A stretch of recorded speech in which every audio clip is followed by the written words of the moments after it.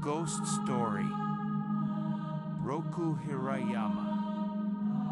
When I was 6 or 7 years old, I once saw a play by Sogo Sakura through a play.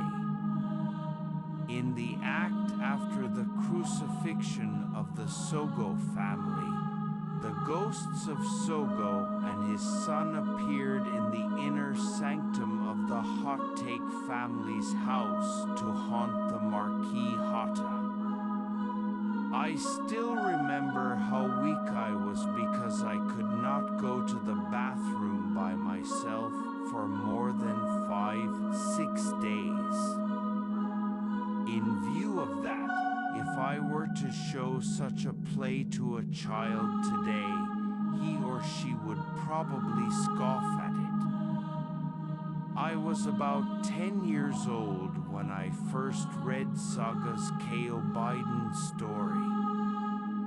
Because of my father's strict and stubborn nature, he absolutely forbade me to read any kind of storytelling.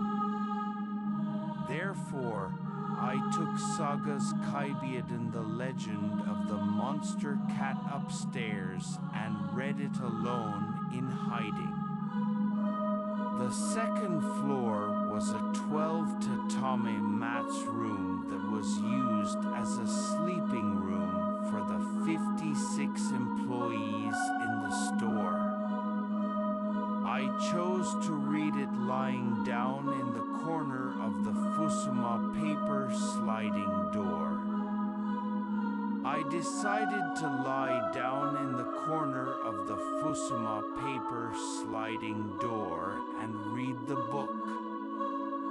As long as I was there, even if my father came up unannounced, he would not be able to reach the 12 tatami mats without going through the 4.5 tatami mats, 6 tatami mats, and 2 rooms, all of which were at the base of the floor. The preparation was a success, but as I continued reading, my legs gradually contracted when I came to the part where the monster cat eats Komori's mother and kills her, and the part where the cat eats the chambermaid of the house. The back of the ceiling is bothering me.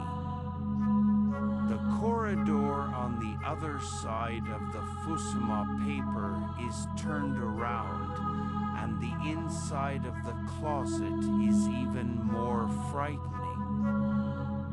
When I realized that I was all alone on the spacious second floor, I felt so ashamed of myself and of the world that I unintentionally called out to my father, who ran up to me.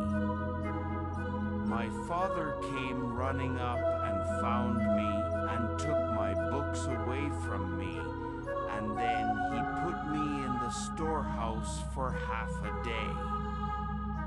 It was then that I realized that the fear and loneliness I felt in the middle of the day was even more terrible than the fear and loneliness I felt in the middle of the night. I was 20 years old. I once walked alone over the Suzuka Pass.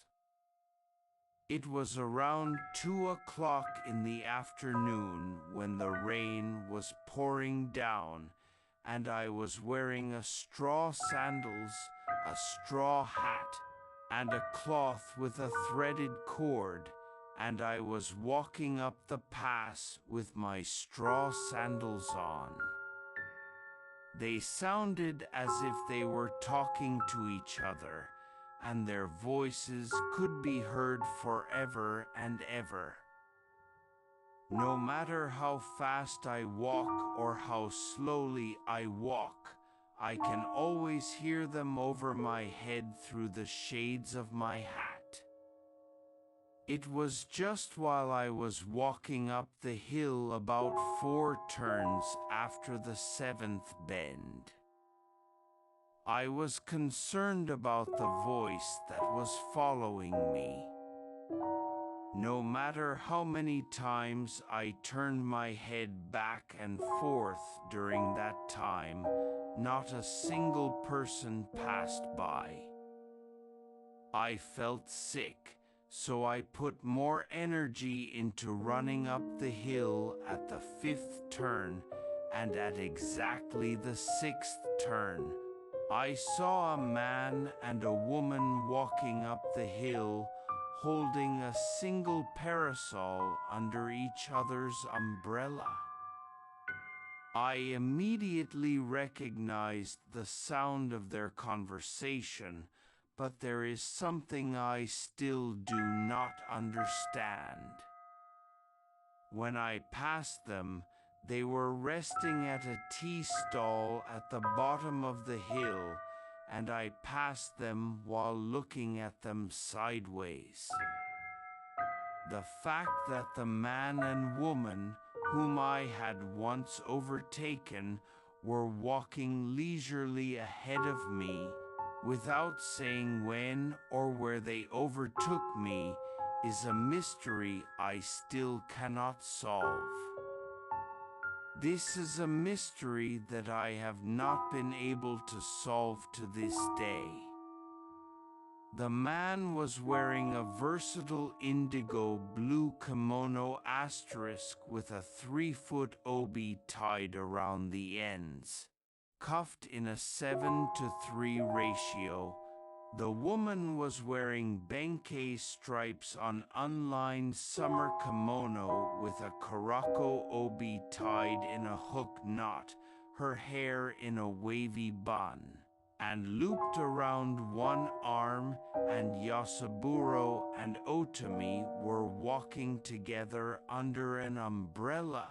And since they were on the Suzuka Pass on the Omi Road, they were ridiculously unsuitable characters.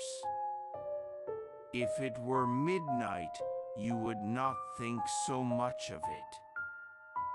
But because it was a rainy day in the middle of the day in early summer, I felt it was especially terrible. I had another experience in which I was horrified by the horror of midday, and that was when I was 25 years old. When I was in Binko, China, one of my Japanese co-workers was tricked by a Chinese and went to Beijing, but was never heard from again. I wandered into the crowded city where merchants' inns were lined up outside the front gate of Beijing. Camels with their loads on their backs were slinking through the narrow streets, and Chinese people were hustling and jostling with each other. I finally found the only inn I could think of, and I walked into the hospital, where I was surrounded by dogs like calfskin grooms. It was 2 p.m. in the midday sun, and my eyes were glistening in the sunlight, but it was a mild spring day in the middle of winter. Entering the gate, I peeked into several small guest cells lined up on both sides of the building. I peeked into the last cell, thinking that I was almost going to lose my vine here. This cell was pitch dark, with no light coming in from the outside. I was first horrified by the fire. It was 2 o'clock in the afternoon, and the place where I was standing was in full sunlight, but the place where I was looking at was in total darkness, and even that was strange. Finally, I regained my composure and called out, "Mr. Miyazaki, isn't it?" The blue face did not speak or move. I called out again, "Mr. Miyazaki, isn't it?" The blue face did not speak, did not move, and again I called out, "You must be Mr. Miyazaki." "Hi, I'm Hirayama, and I'm here to welcome you." The blue face did not answer again. "Mr. Miyazaki, what's wrong?" he said 3 times. I wondered if the memory of the dead Mr. Miyazaki was still here. At my call for the 3rd time, the blue face moved and, like a head flying through the air, floated into the dark cell and flew right in front of me. Thus, I was able to see the person I had asked for, but the shape was still so amazing that it flickered in my mind's eye. The blue light was, however, the flame of the Kaidan, a kind of Japanese hotchpotch burning in the stove. And because Mr. Miyazaki was in a pitch-dark room wearing black clothes without any color, only his blue face was visible in the air. I was the founder of a ghost story club, which I have organized on 3 occasions. The first was at Kida's house and Chaya in Mukajima, the second at Suikotii in Inokashira, and the third on the 2nd floor of my house. For the first 2 events, I invited Kitamura Rokuro, Matsuzaki Tenmin, Hanayaji Shotaro, and Izumi Kyoka to join me as promoters, and because the turnout was so great, it was like a ghost story festival. More than 200 people gathered for both events, and it was nothing short of spectacular. To my disappointment, I held the 3rd meeting at my home with a very limited number of people, and all of them were women. When we talked by the light of the moon with the lights off, the women cackled at the sight of my face and my eyes shining in the moonlight. And it worked. Some people say that the main hall of a temple would be a good place to bring out the horror of a ghost story, but I think the 2nd floor of an old brothel would be even better. However, it is unlikely that there are any brothels in Tokyo today that are willing to provide a venue for a ghost story gathering. Among the hundreds of ghost stories I have heard, one that I found amazing was a Western ghost story told by Ryanosuke Kitagawa. It was about a man who, in the middle of the day in the most prosperous town in New York or London, when no one was passing by, casually turned a street corner, and around the corner he ran into a woman who was wearing a white shirt and a white shirt.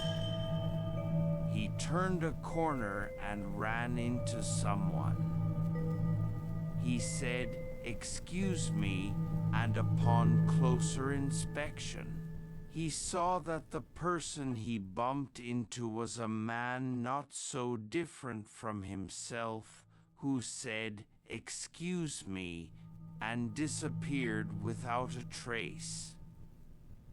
Then there's one story that Ichikawa Yaozo saw on Oshima Island in Aizu. When the kimono of a drowned person was hung on a clothesline, the wrists were hanging down the outstretched sleeves of the kimono, and a tuft of hair was visible hanging at the collar. Then there's a story I heard from Hanabusa Taro of Shinpa about how in the middle of summer, in the hospital's corpse storage room, a nurse was bringing ice blocks into the room to prevent the corpses from decaying when she heard a voice from out of nowhere say, "Quiet, quiet, don't drop it, don't drop it." Then there's the story of a disciple of Ichikawa Sadanji who went up to a Yoshiwara small-scale store as a customer. And a suspicious prostitute peered in from above the folding screen, revealing her chest, saying, "Are you asleep?"